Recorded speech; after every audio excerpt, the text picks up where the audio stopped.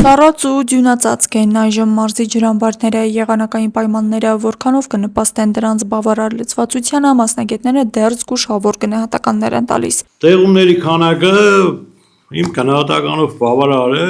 եթե ցնհալքը կազմակերպվեց աստիճանաբար տեղումների արդյունքում, ցնհալքի արդյունքում համալրումներ կունենանք։ Եթե միանգամից եղանակը տաքացավ,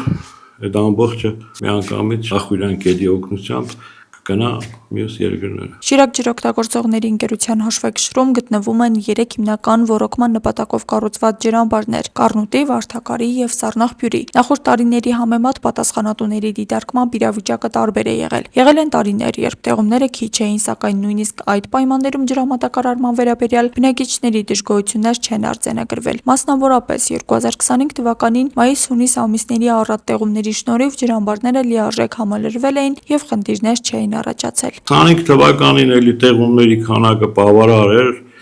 ամբողջ մայիս եւ հունիս ամիսը անձրևոտ ամիսներ էր, որի արդյունքում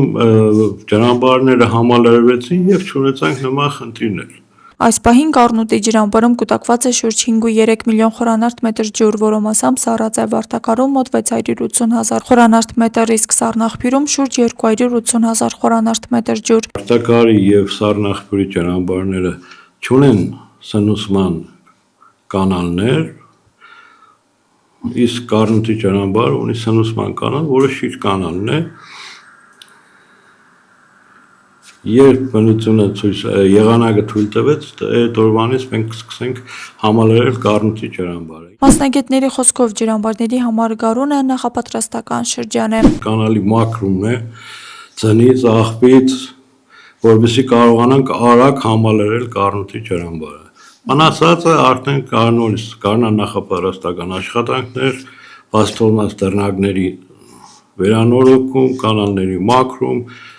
շինարարական փոքր աշխատանքներ։ Ընդհանուր առմամբ, եթե առաջիկա շաբաթներին եղանակային պայմանները բարենպաստ գտնվեն եւ ձնհալը լինի աստիճանաբար, Շիրակի մարզում ջրային պաշարների լուրջ խնդիրներ չեն կանխատեսվում, իսկ ոռոգման սեզոնի մեկնարկը կանցնի վերահսկելի պայմաններում։ Աստղիկ Խաչատրյան, Խանով Անիսյան այսօր։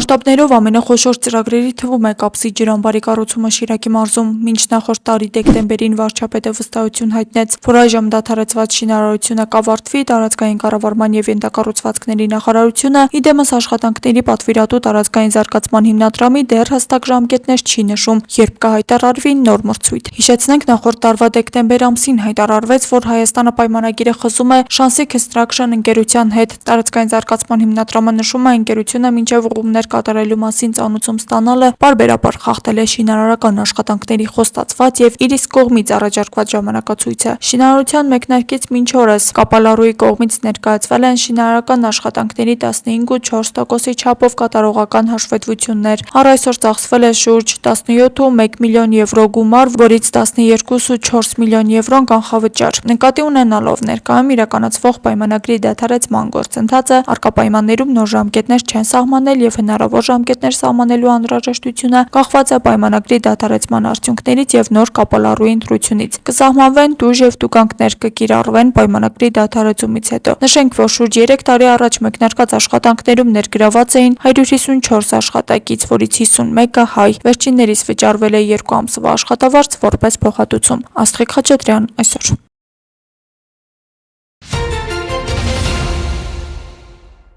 Հաճույքով եմ ուզում արձանագրել, որ 2026-ի հունվարին մենք զբոսաշրջության բացարձակ ռեկորդ ենք ունեցել բոլոր ժամանակների հունվար ամսվա համեմատությամբ։ Այս մասին կառավարության այսօրվա նիստին ասել է վարչապետ Նիկոլ Փաշինյանը։ Էկոնոմիկայի նախարար Գևորգ Պապոյանն էլ մանրամասնել է, որ նախորդ տարի մայիսից սկսած միայն սեպտեմբեր ամիսն է եղել, որ բոլոր այդ ամիսների մեջ 2025 թվականի ցուցանիշը լավագույնը չի եղել։ Սեպտեմբերի դեպքում 2023-ի սեպտեմբերին է եղել։ Այս առումով հարգելի գործընկերներ, ուզում եմ հաճույքով արձանագրել եւ դա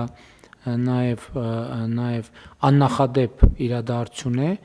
որ մենք անկախությունից ի վեր անդադ խոսել ենք եւ դա եղել է մեր մեծագույն խնդիրներից մեկը Հայաստանից արտագաղթի խնդրի մասին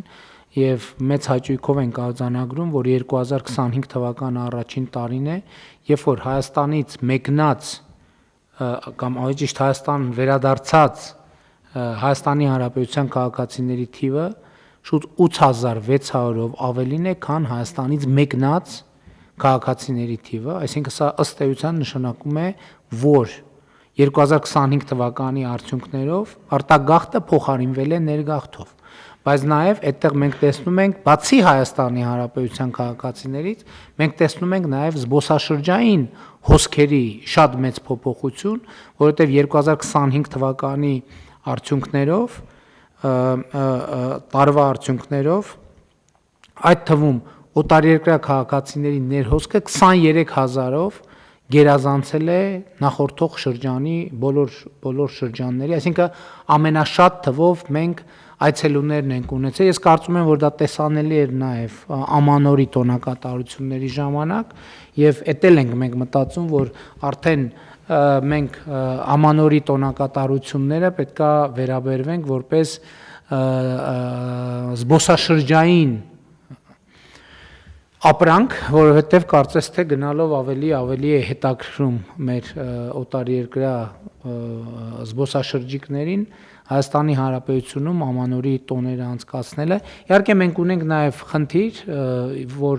զբոսաշրջության հետ կապված մեր վիճակագրական մեթոդաբանությունները պետք է անընդհատ թարմացնենք, որպեսզի որ համոզվենք, որ ճիշտ ենք զբոսաշրջիկ, ճիշտ ենք անվանում, այսինքն զբոսաշրջիկ անվանում ենք նրանց, ովքեր հենց բառացիորեն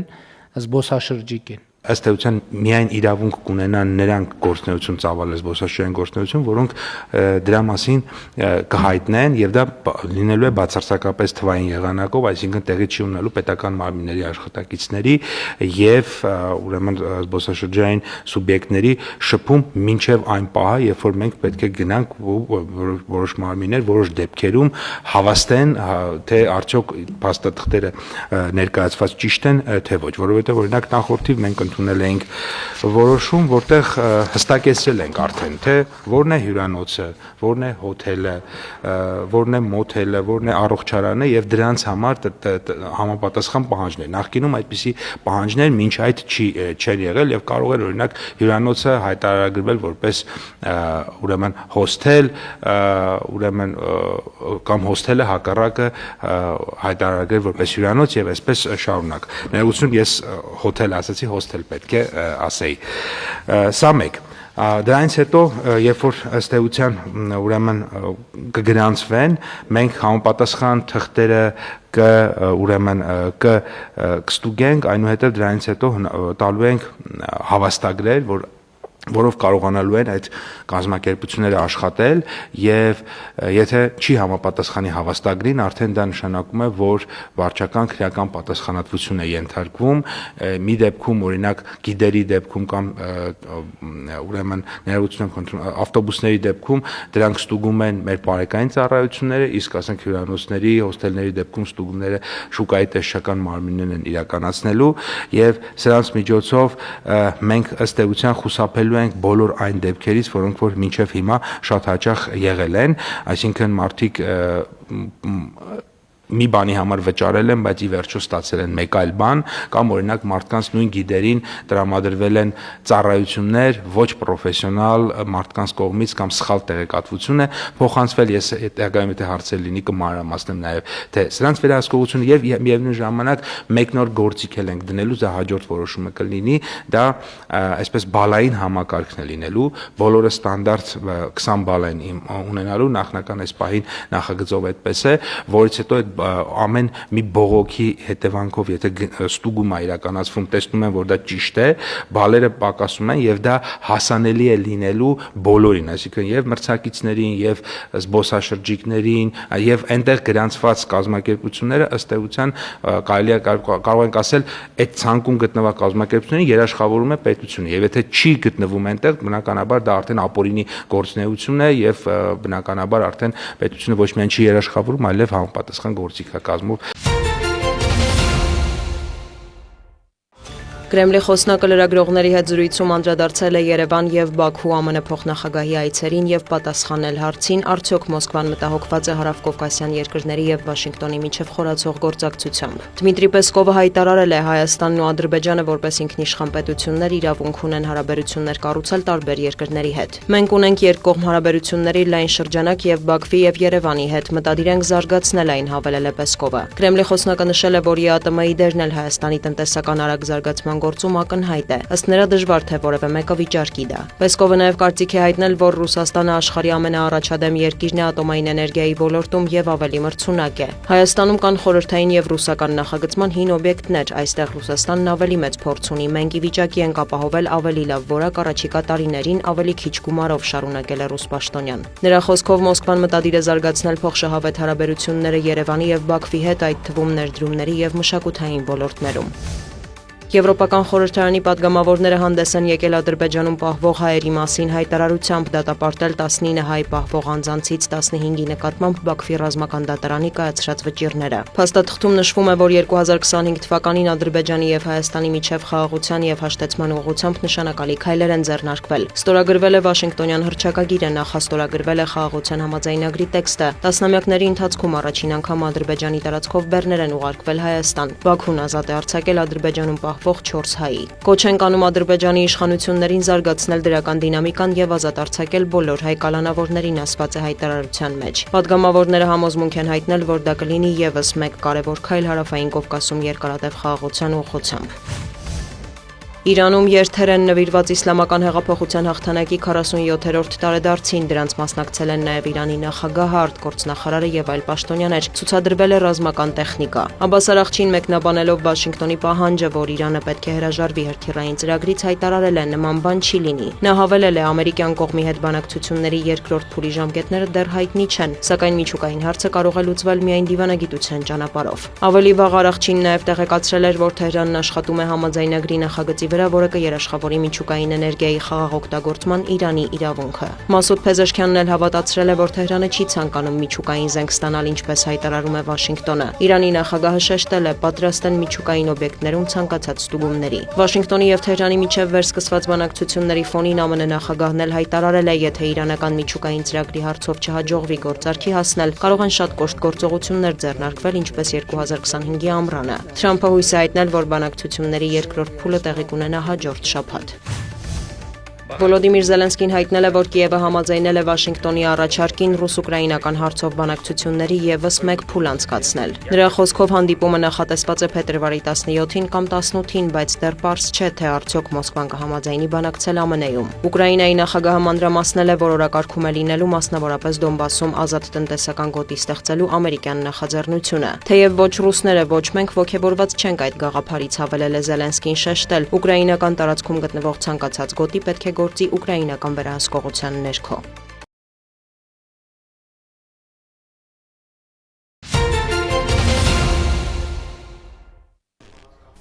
Վերջին ամիսների ընթացքում միջազգային շուկաներում արձանագրվել է թանկարժեք մետաղների գների բարձրացում։ Հայաստանում եւս օրորի ոսկու գնի աճ է նկատվում։ Վանաձորում մարդկանց մի մասը անտեղյակ է ոսկու գներից, մյուսները պարզապես լսել են կամ միայն նայելու համար են մտնում շուկա։ Չէ, ուղղակի նայեցինք, տեսենք գալիս։ Ոսկու գներից տեղյակ եք, դուք գիտեք որ թանկացել է։ Շատ է թանկացել։ Վերջ անգամ երբ եք ոսկի գնել։ Չեմ կարող точно ասել։ Բայց ահա որ թանկացել է։ Շատ։ Դոլարի չլա ոսկին թանկացել։ Հայտարարություն է։ Չէ, տեղյակ չեմ։ Գիտեմ որ թանկացել է։ Չգիտեք, շտապում ենք գներեք։ Չէ, չգիտեմ։ Վերջ անգամ երբ եք գնել ոսկի։ Ամառը։ Ժամանակ էլի թանկեր։ Լսել եմ։ Վերջ անգամ երբ եք գնել ոսկի։ Ոսկի։ Չէ, անհրաժեշտություն չի եղել։ Չեմ գնել, չգիտեմ։ Գիտեմ որ թանկացել է այդքան։ Չէ, ժամանակ չունեմ գնելու։ Հա, գիտեմ։ Ոսկու բան ունենք դրած բանկը, ինչ գնել։ Այդտեղից եմ տեղյակ որ թանկացել է։ Իսկ ժողովրդի մի մասի համար ոսկին դարձել է անհասանելի։ Բարձր հարկի ոսկու գինը, ասում են, մոտ 60,000 դրամ է, նույնիսկ անհրաժեշտության դեպքում գնել չեն կարողանում։ Նենց լսել եմ ուղղակի ինձ դա չի հետաքրքրում ոսկու գինը, որտեղ մեզ հարմար չի, հասանելի չի։ Վերջ անգամ երբ եք գնել ոսկի։ Աղջկաս հարսանիքին փեսայիս համար գալցու ենք գնել։ Այն ժամանակ երևի չեմ հիշում, բայց հիմա չէ ահագին ու մեզ հասանելի էր, մեր նման մարդկանց հասանելի էր։ Շատ է թանկացել, չենք կարողանա թոշակով ընդամենը 40,000 դրամ են ստանում, մինչև մյուս թոշակը չի հերիքում փոխնիկների հետ, մի հատ նվեր չեմ կարողանում առնել, ծիրտս ցավում է։ Շատ թանկ է, ուզում էի առնել, բայց տեսակ գրամը 40-41,000 ճարը։ Դա երբ էր։ Մի շաբաթ առաջ։ Վերջ անգամ առել եմ 25,000 դրամով։ Մի գրամը 25-ով։ Չէ, անցյալ տարի եմ առել ամառվա կողմը։ 25-ը։ Հա։ 25։ Իսկ դեկտեմբերին առել եմ 31,000 դրամով հարսանիք էի գնալու այդ պահով առել։ 31,000 դրամ։ Չուզած առել եմ։ Ամեն ինչ մենակ թանգանում է։ Ժողովուրդը սովա թոշակառուները մնում են, ես ինքս թոշակառու եմ, բայց Հիմա ոսկի չեն առնում, ասես սրահներ արտանում։ ինչ ոսկի առնենք, ինչ բացի հացից ինչ ենք կարում առնենք, ոչ մի բան։ Գնում են աթորի փող են տալու, նստամելով է ոսկի տանում։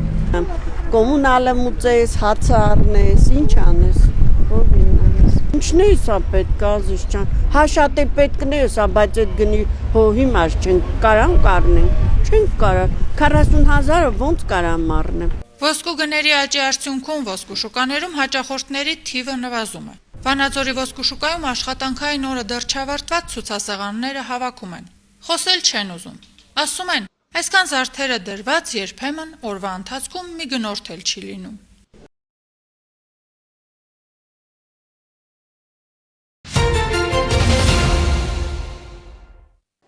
Ժամանակակից միջավայր երիտասարդների ժամանցի գաղափարների իրականացման և ոչ ֆորմալ կրթության համար Ծաղկաձոր համայնքի Աղավնաձոր բնակավայրում բացվում է ալտերնատիվ երիտասարդական կենտրոնը, այն 4-րդն է կառավարության նախատեսած 25 երիտասարդական կենտրոններից և երկրորդը Կոտայքի մարզում։ Ամբողջությամբ վերափոխված միջավայր ունենք, որտեղ բազմազան հնարավորություններ են կինոդիտումների,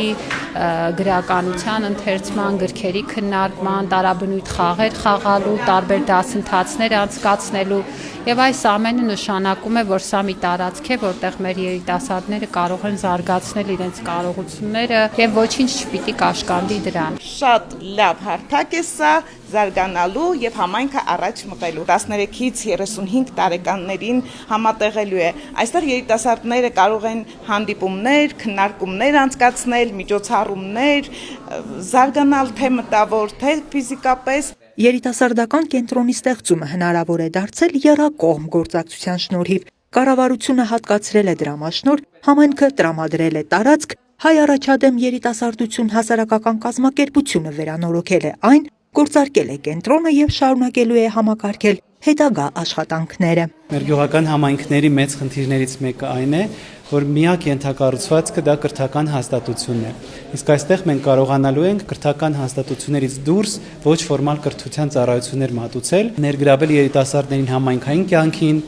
եւ հույս ունենք, որ ինչպես մեր կենտրոնի խորագիրն է, որ ապագան սկսվում է այստեղից, շատ երիտասարդներ իրենց ապագան կսկսեն այստեղից եւ հաջողությունների կհասնեն։ Նախկինում չի եղել երիտասարդական աշխատանքի որևէ փորձ եւ որևէ քայլ։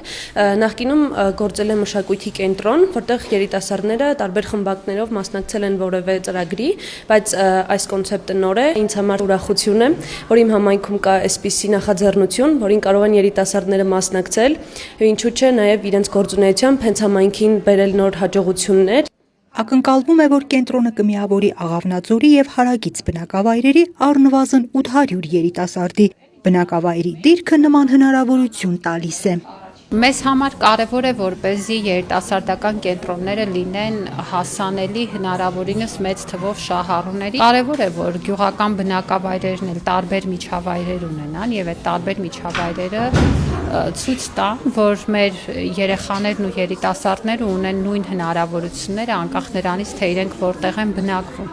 Ծաղկաձոր համայնքն ընտրվել է հաշվի առնելով երիտասարդական կենտրոնների բացման համար սահմանված չափորոշիչները, մասնավորապես տվյալ համայնքը որքանով է հետաքրքրված երիտասարդության կարիքներով եւ ինչ ծրագրեր է իրականացնում խնդիրների լուծման ուղղությամբ։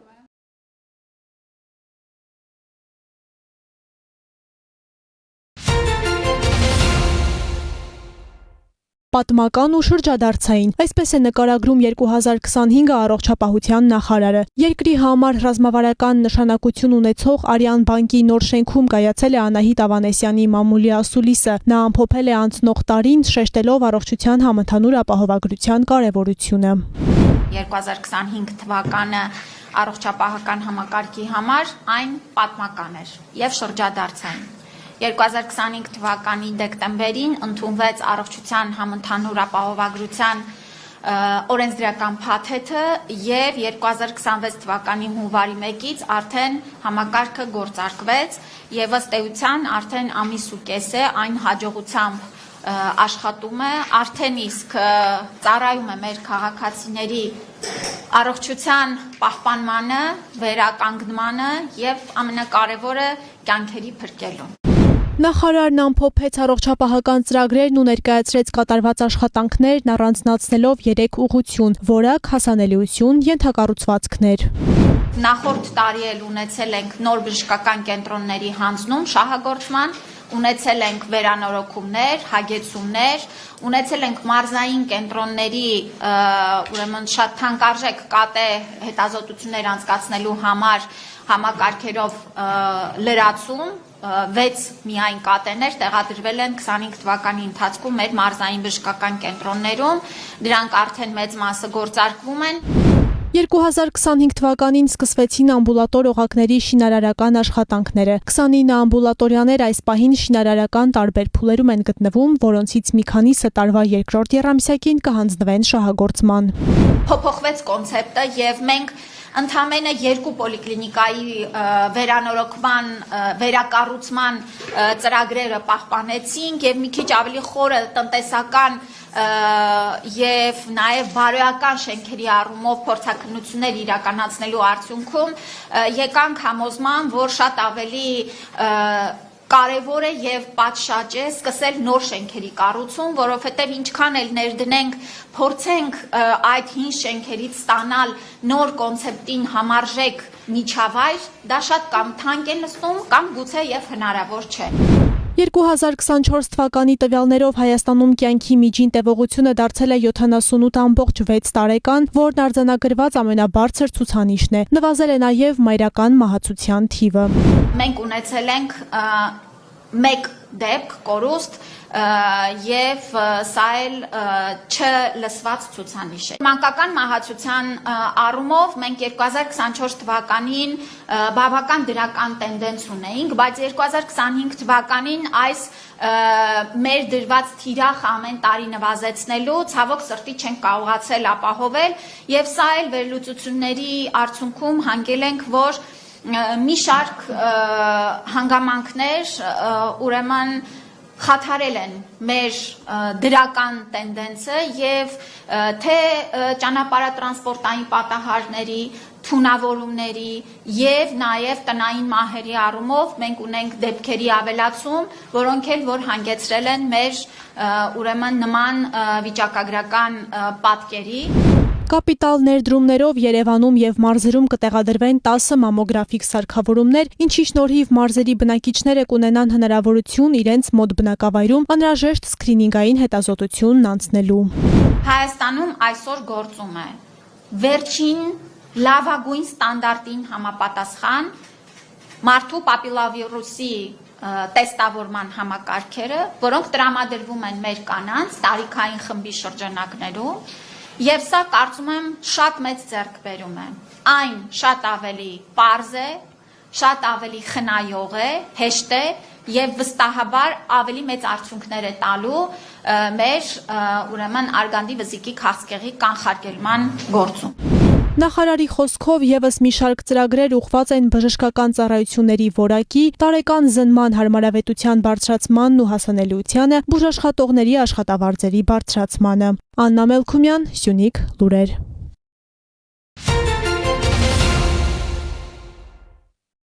Հունվարի 29-ին համայնքային ոստիկանության բազումի բաժնի ծառայողները ստացել էին տեղեկություն, որ Գայի փողոցի բնակիչ հայր ու որդի տանը զբաղվում են ապօրինի ձեռնարկատիրությամբ, արտադրում եւ իրացնում են մսամթերք։ Տեղեկություն կար նաեւ, որ որդին մոտը պահում է թմրամիջոց։ Նույն օրը ժամը 19:30-ին 26-ամյա որդին հայտնաբերվեց Վարդանանց փողոցում։ Նա ներկայացրեց դեղնականաչավուն զանգվածով թղթեպատետ եւ 2 կաթուցիչ։ Նա չժխտեց, որ տանը 60-ամյա հայրը երկար ժամանակ ապխտում է մսամթերք եւ այն իրացնում Վանաձորի շուկայում։ Լոռու մարզային քննչական վարչությունում նույն օրը նախաձեռնված քրեական վարույթի շրջանակում իրականացված նախնական զննությամբ Գայի փողոցի նրանց տան նկուղում հայտնաբերվեց ապօրինի պատրաստված 159 հատ մսամթերք, նաեւ մսամթերք պատրաստելու հաստոցներ, գործիքներ եւ հումք։ Իսկ արդեն փետրվարի 4-ին նույն տեղում կատարված խոզարկությամբ հայտնաբերվեցին եւս 465 հատ մսամթերք, ապուխտի համար նախատեսված 77 տոպրակ եւ գործիքներ։ Նախաքննությամբ հանգամանքները պարզվում են։